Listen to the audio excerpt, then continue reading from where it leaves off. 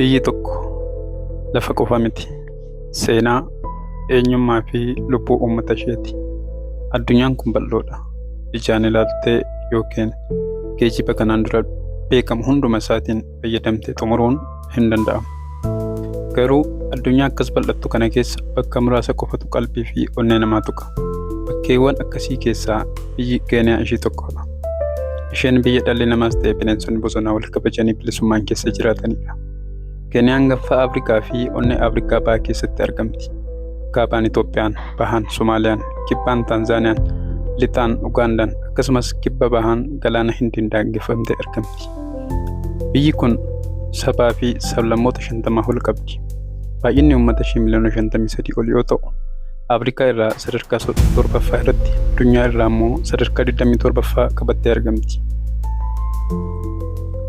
Magaalota Keeniyaa yoo daawwannu wal simannaa jireenya ammayyaa fi uumama gidduu jiru harka namaatiif ajaa'ibsiisaa ta'an nutti agarsiisa. Magaalaan Naayiroobii magaala magariisa biiftuu yaalaa jedhamtee waamamti. Naayiroobiin magaalota addunyaa kanaa keessaa ishee ammayyummaa fi uumama walitti madaaltee qabatteedha. Magaalaa gamoowwan dhedheeroo fi mimmiidhagoon faayamte. Giddugala daldalaa. Magaalli kun giddugala daldala Afrikaa bahaati. Akkasumas immoo giddugala teekinooloojii Afrikaa bahaati. Magaalli Naayiroobii wantoota addunyaa adda ishii godhan keessaa tokko paarkii biyyoolessaa Keeniyaati. Naayiroobii keessatti bakka bineensonni akka leencaa, arbaa fi saatawwaa bilisummaadhaan keessa socho'anidha. Kun addunyaa irratti bakka birootti akkasumayyuu hin argamu. Naayiroobiin magaalaa qofaa miti. Bakka walfallaan jireenyaa, abdii, dadhabbii fi milkaa'ina walitti fiddoodha. Magaalaan kun bakka bineensonni bosonaa gamoo dheeraa waliin jiraatan, bakka aadaan durii fi teekinooloojiin ammayyaa wal qoonnaman, bakka abjuun dhalatuu fi rakkoon itti qormaata ta'udha. Naayiroobiin onnee Keeniyaati. Akkasumas onnee Afrikaa bahaa taatee yeroo dheeraa lakkaa'amaa jirti. Lubbuun magaalaa kanaa sochii, sagalee fi abdii uummata ishii keessatti argama. Naayiroobiin magaalaa guddoo mootummaa Keeniyaa taatee Afrikaa bahaa keessatti argamti. Galaana irraa meetira 1795 ol ka'iinsa qabdi. Kunis qilleensa qabbanaa fi mijataa akka qabaattu ishii taasiseera. Ol ka'iinsii fi haalli qilleensaa kun Naayiroobii magaalaa Afrikaa hedduurraa adda ishii baaseera. Har'a Naayiroobiin namoota miliyoona 5 ol simattee magaalaa guddachaa jirtuu fi giddugala mootummoota gamtoomanii taatee tajaajilaa jirti. Seenaan Naayiroobii gara bara 1999tti deebi'a. Yeroo sanatti isheen buufata daandii baaburaa qofa turte. Maqaan Naayiroobii jedhu jecha afaan Maasaa irraa kan dhufe yoo ta'u, Inkaaree Naayiroobii jedhama. Kana jechuun bishaan qabbanaa'aa jechuudha. Bara 1907tti Naayiroobiin magaalaa mootummaa koloneeffattoota Ingiliz taate. Achirraa eegalee bulchiinsi, daldallii fi qubannaan uummata ishee guddataa dhufe. Bakka qubannaa baaburaa turtes hojjettoonni daandii baaburaa mootummaa Ingiliz qubannaa isaaniif kaambii achitti ijaaratanii achi jiraachaa turan. Har'a Naayiroobiin onnee dinagdee Afrikaa bahaa taatee argamti. Baankonni, dhaabbileen daldalaa fi dhaabbileen addunyaa hedduun magaalaa kana keessa qubatanii argamu. Teessoon tokkummaa mootummoota gamtoomanii kan Afrikaas Naayiroobii keessatti argama. Murteen Keeniyaa irraa darbu murtee Afrikaa hundarratti dhiibbaa guddaa qabudha. Naayiroobiin magaalaa dargaggoonni kalaqaa fi hojiiwwan teekinooloojii adda addaa irratti bobba'anii argamanidha. Magaalaan kun bakka yaadni haaromsa dinagdee fi kalaqaa itti dhalatudha. Naayiroobiin magaalaa jireenya wal fakkaataa qabdudha. Gama tokkoon gamoo dheeraa, manneen daldalaa ammayyaa fi jireenya qaalii argita. Gama biraatiin ammoo naannoo hiyyummaa bakka namoonni hedduun rakkoo jireenyaa keessatti jiraatan mul'ata. Garuu bakka rakkoo jedhaman keessattis cimina kalaqaa fi abdii namaa ni argita. Naayiroobiin rakkoon ishee hin dhoksitu. Isheen rakkoo sanarraa barattee of ijaarti. Naayiroobiin addunyaa irratti magaalaa guddoo paarkii bineensota of keessaa qabdu qofaa miti. Paarkiin biyyoolessaa Naayiroobii magaalaa keessatti argame leencaa fi bineensota bosonaa argita. Bineensonni kun gamoo dheeraa duuba isaanii mul'achuun fakkeenya addaa ta'e dhiyeessu. Kunis namni fi uummanni wal bira jiraachuu akka danda'an agarsiisa. Naayiroobiin bineensotaa fi eegumsa uumamaa wal bira qabdee tarkaanfachaa jirti.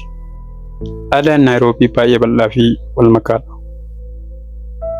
Magaalaan kun Keeniyaa guutuu bakka tokkotti walitti fiddeetti. Sirboonni, sirni uffannaa, aartii fi afaanonni garaagaraa jireenya keessatti walitti makamu. Nyaanni akka nyaata ugalii, chaappaatii fi nyaata daandii bakka hundatti argamanidha.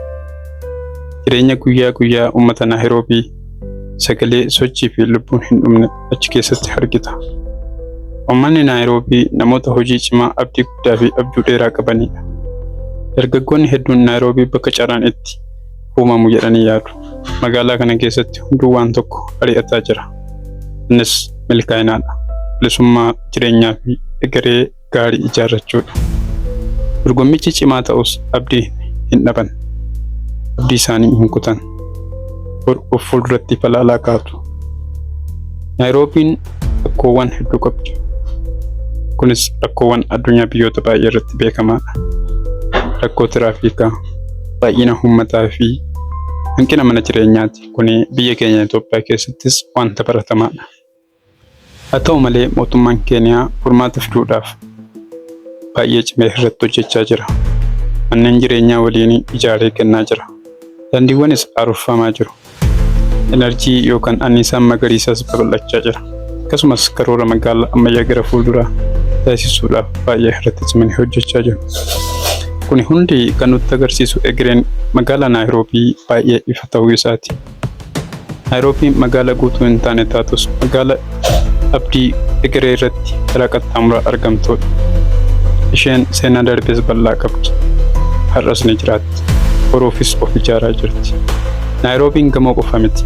Ishee lubbuu uummata ishee, sagalee Afrikaa fi mallattoo abdiiti. Magaalaa egeree qaxxaamuraa irratti argamtudha.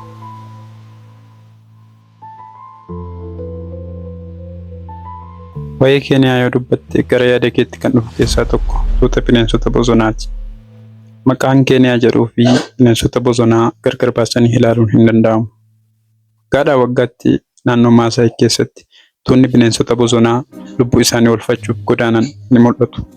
Kana ilaaluudhaafis saayintistoonni kumootaan lakkaa'aman Keeniyaa ni galu.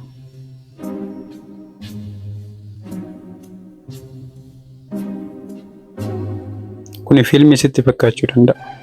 Garuu jireenya dhugaa baddaa fi gammoojjii Maasaay keessatti osoo ilma yookiin intala Maasaay taate siif haaraa hin ta'u.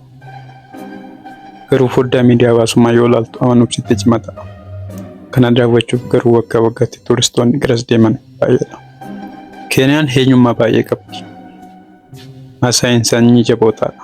Onnee isaaniin beekamu. Kikuyyoon immoo qonnaan beekamu. Loon, muuziqaa fi bishaan waliin jiraatu. Iswaayiliin immoo galaanotaa fi seenaa Islaamaa waliin hidhata qabu. Waggoota baay'eef koloonii jala turan. Garuu sabni isaanii hin banne. Aadaa fi eenyummaa isaaniis hin dagan.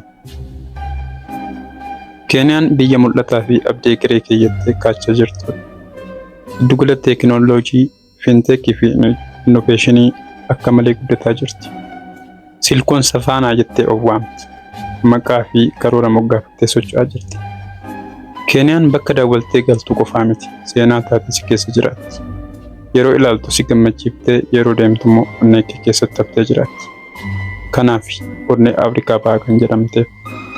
Keeniyaan nyaatota mimmi'aawoo fi nama hawwatan baay'ee qabdi. Keessumaa nyaanni ugalii jedhamu magaalota Keeniyaa keessa yeroo deemtu karaa irratti baay'inaan argama. Walumaa galatti Keeniyaan biyya bineensa, aadaa fi magaalaa teekinooloojii walitti maktedha. Asitti seenaa fi lubbuu bareedina argita.